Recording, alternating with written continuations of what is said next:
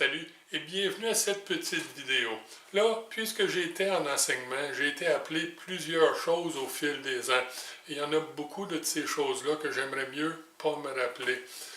Par contre, il y en a une qui a tendance à avoir collé. Et ça, c'est que je suis un peu avare. Je préférerais penser que je suis pratique ou économe. En tout cas, ça sonnerait un peu mieux.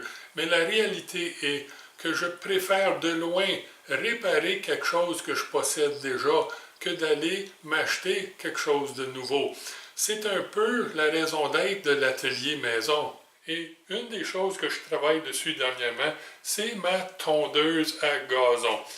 Je l'ai depuis à peu près 8 ans et je dois avouer que j'y ai pas montré beaucoup d'amour, fait qu'il fait un peu pitié. Donc, il va falloir faire ou effectuer des réparations. Et ce que je veux faire ici avec vous aujourd'hui, ben, ça va être de regarder comment je vais réparer les roues. Là, la réparation de roues de tondeuse, ce n'est vraiment pas quelque chose d'important. Mais ça peut être l'excuse pour voir certaines techniques et qui sait, peut-être apprendre quelque chose. Comme je peux voir ici, l'essieu ici est très usé. Je vais donc tourner les essieux pour avoir un beau diamètre parallèle et un diamètre à laquelle je vais pouvoir alaiser les pièces que je vais presser par-dessus. Donc je vais me produire une petite douille qui va se presser par-dessus le diamètre que je vais avoir tourné. Et je vais produire la douille en laiton à partir de la barre que j'ai ici. Donc ça va ramener mes essieux précis et parallèles et un petit peu un plus gros diamètre. Je fais exprès pour grossir parce que le trou ou l'alésage des roues est très usé également. Je vais donc vouloir l'ouvrir et le ramener parallèle. Et pour ça, ben, je vais utiliser un foret. Par contre, ça serait dangereux. Je vais donc modifier le foret pour pouvoir percer sécuritairement une roue en plastique comme ça. Bon, je suis donc prêt à partir à une condition d'avoir nos lunettes de sécurité. Allons-y. Il y a deux choses qui rendent cette opération dangereuse. Et la première, ben, c'est que le trou ici existe déjà.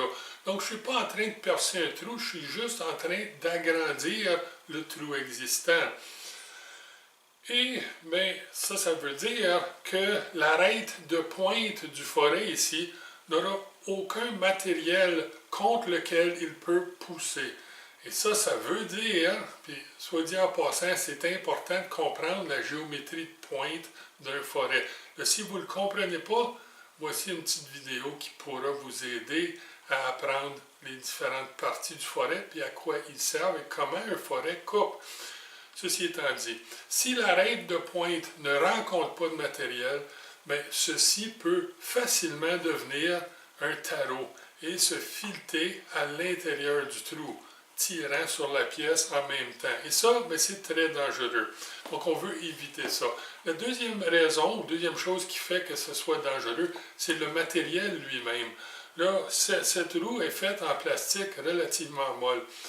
Donc, peu de résistance à la pénétration. Et ça veut dire que cet outil-ci peut encore une fois facilement se fileter à l'intérieur du trou qui est déjà produit. Donc, deux choses importantes à savoir. Qu'est-ce que je peux faire pour les régler ces deux problèmes-là? Première chose, bien, ce serait d'utiliser un foret à gougure droite. Ça existe. On en parle d'ailleurs dans la vidéo que je vous ai recommandée. Et le deuxième serait de modifier les arêtes tranchantes du foret hélicoïdal qu'on a ici pour que le foret agisse comme un foret à gougure droite. Et c'est ce qu'on va faire nous. Et pour ça, bien, on va utiliser notre rectifieuse sur pied. Tout ce que je veux faire ici, c'est produire deux petits plats sur le côté des lèvres tranchantes du foret. Et pour ce faire, je vais me positionner pour avoir accès au côté, quelque chose de ce genre-là. Je veux que ces plats-là soient à peu près parallèles à l'axe de rotation du foret.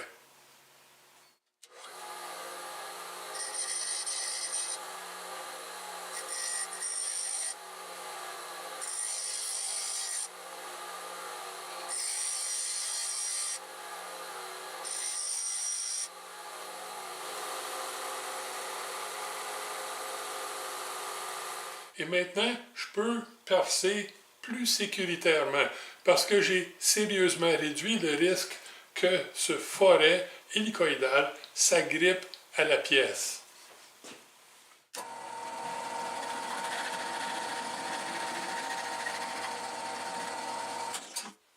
Bon, on est prêt à commencer à travailler sur notre pièce ici. Et ce qu'on va vouloir faire au tout début, c'est tourner le diamètre ici qui est très usé pour le rendre parallèle et à un diamètre précis, puisque la douille qu'on va installer dessus, bien, ça va être un assemblage par interférence. Et il va falloir que ce soit précis pour ça. Malheureusement, mon hexagone ici est très peu profond. Et donc, je n'ai pas grand-chose pour tenir ici pour le tournage. Je ne peux pas le faire, ça va être trop délicat pour pouvoir retenir pour l'opération de tournage. Fait que je vais produire un trou de centre pour pouvoir le soutenir avec une contrepointe. Ça, c'est parfait. Mais encore une fois, pour le perçage du trou de centre, ça va être difficile à tenir. Fait que ce que je vais faire, c'est que je vais vouloir le tenir par le diamètre ici, le diamètre principal.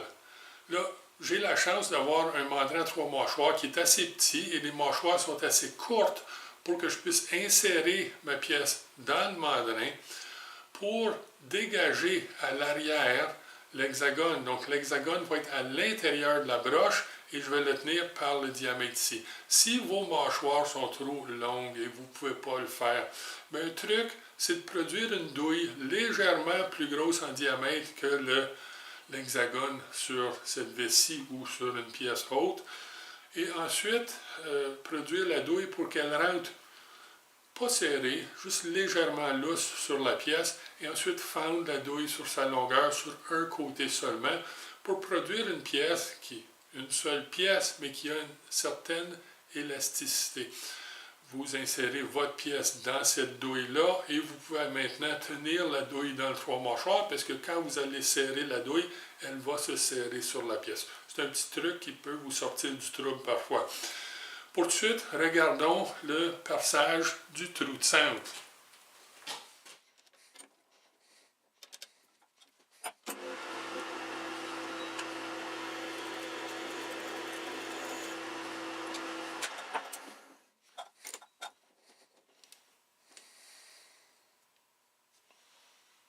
Bon, je suis donc prêt à tourner mon diamètre.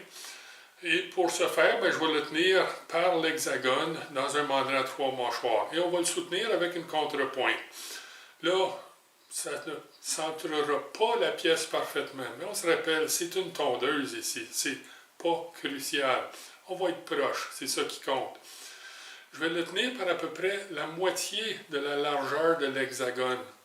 Et je vais serrer juste légèrement au début. Ensuite, je vais insérer ma contrepointe et avec la poupée mobile, je vais pousser la vis ici à l'intérieur du mandrin à 3 mâchoires. Puis pendant que je suis en train de le pousser dedans, je vais serrer mon mandrin final. À ce moment-là, je devrais être tout aligné et je vais barrer la poupée mobile et la contrepointe en place et je serai prêt à commencer à tourner. Je vais vouloir tourner l'extérieur ici à 7/16e, mais je veux un assemblage par interférence léger. Là, pour ça, je vais le tourner à peu près à 0.4378. 4375, c'est 7/16. 0.4375, c'est 7/16e de pouce. Donc, je vais le tourner quelques millièmes plus gros. Et ensuite, en utilisant une lime très fine, je vais venir ajuster ma dimension ou mon diamètre pour avoir l'assemblage voulu. 0.4375 fait que pour une légère interférence, je vais vouloir autour de 1 millième de pouce. Et on ajustera ça à la fin. Donc, regardons ça.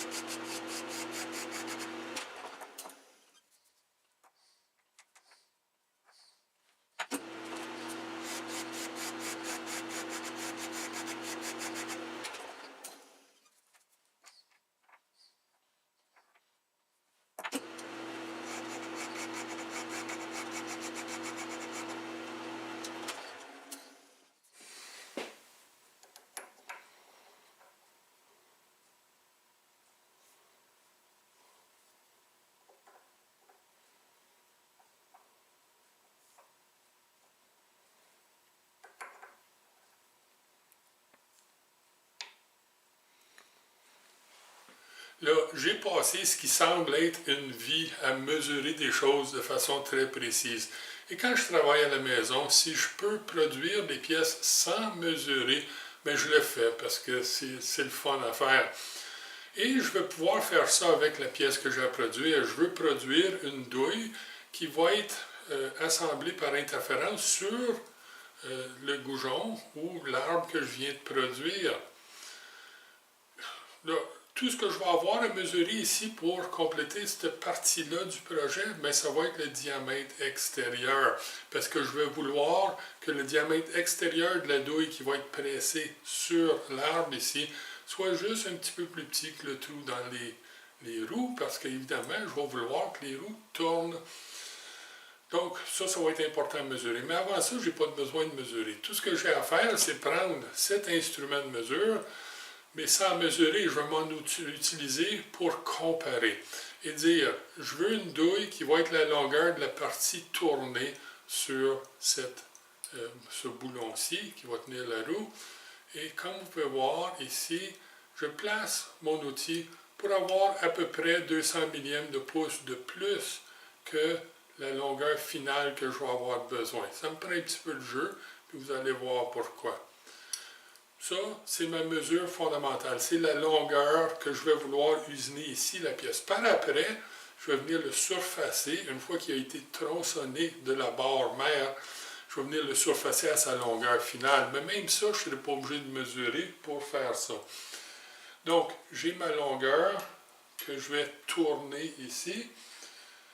J'ai ensuite à produire un trou et à l'alaiser. Ça va être 7/16. Donc, j'ai le forêt ici en vue d'un alaisage à l'alaisoir 7/16e de pouce.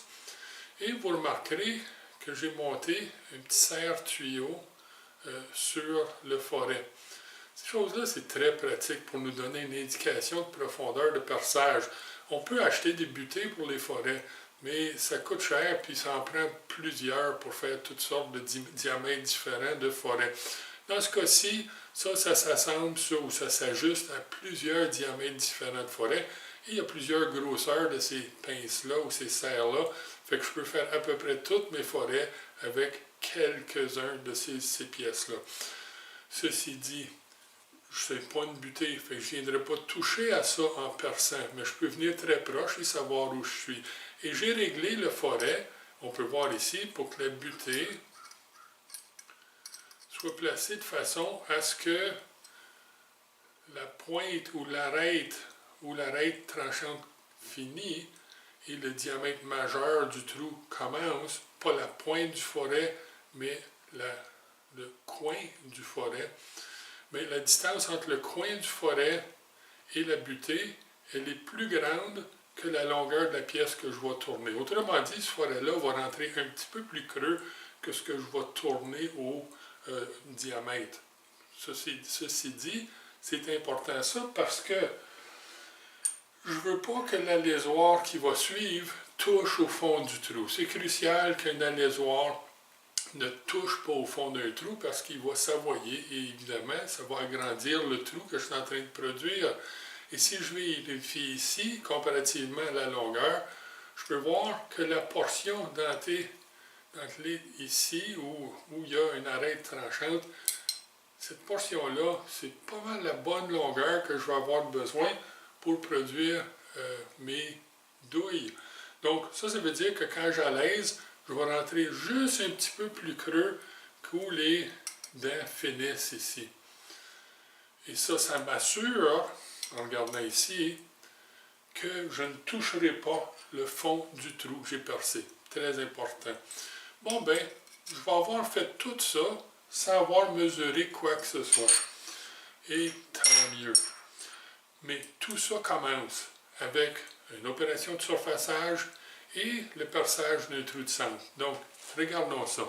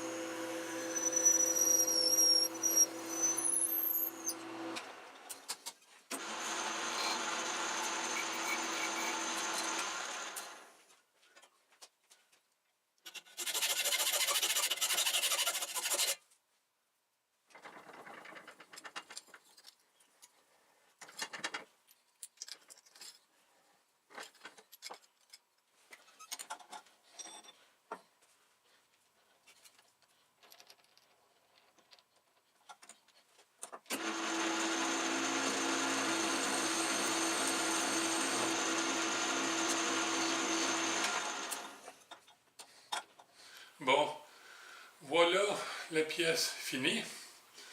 Là, j'ai déjà ma longueur de forêt d'ajustée avec ma butée. Mon alaisoir est marqué, donc je sais comment profond aller avec ça. Et j'ai mis mon collier micrométrique à 0 sur le chariot transversal lorsque j'ai fait la dernière pause sur celle-là.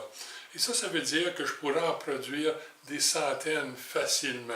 Mais ça serait juste fou. J'ai rien que 4 roues sur ma tondeuse. Et voici une autre petite pièce que je suis en train de produire. Je n'ai besoin de 300 de ces petits fer-angles-là, coupés sur la scie à partir d'un fer-angle beaucoup plus long et avec 2 trous percés. Donc je n'ai besoin à peu près de 300. Il n'y a rien de spécial dans la fabrication de ces pièces-ci, autre que peut-être le positionnement isostatique que j'utilise pour le perçage en série des trous. Ça pourrait être intéressant pour un machiniste novice. Si vous ne savez pas ce que c'est l'isostatique ou le positionnement isostatique, je devrais dire, bien regardez, j'ai une petite vidéo pour ça. Là, rien de spécial, donc je ne décrirai pas la fabrication, mais je vais faire un petit montage des opérations que j'ai pratiquées pour les produire. Regardons ça.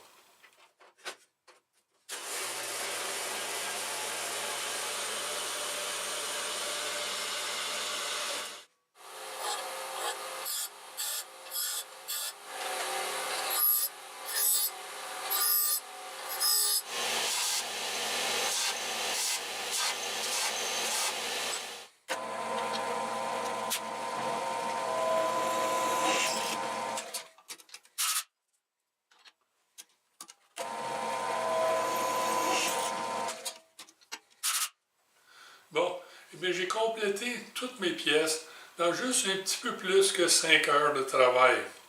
Ça, c'est les pièces pour les roues et les pièces de fer-angle. Là, j'ai en même temps sauvé à peu près 200 $. Ça, c'est bien. Mais la chose réellement importante ici, c'est que j'ai eu beaucoup de plaisir. Et c'est important. Donc, vous, ayez également du plaisir, mais soyez prudents et bon usinage.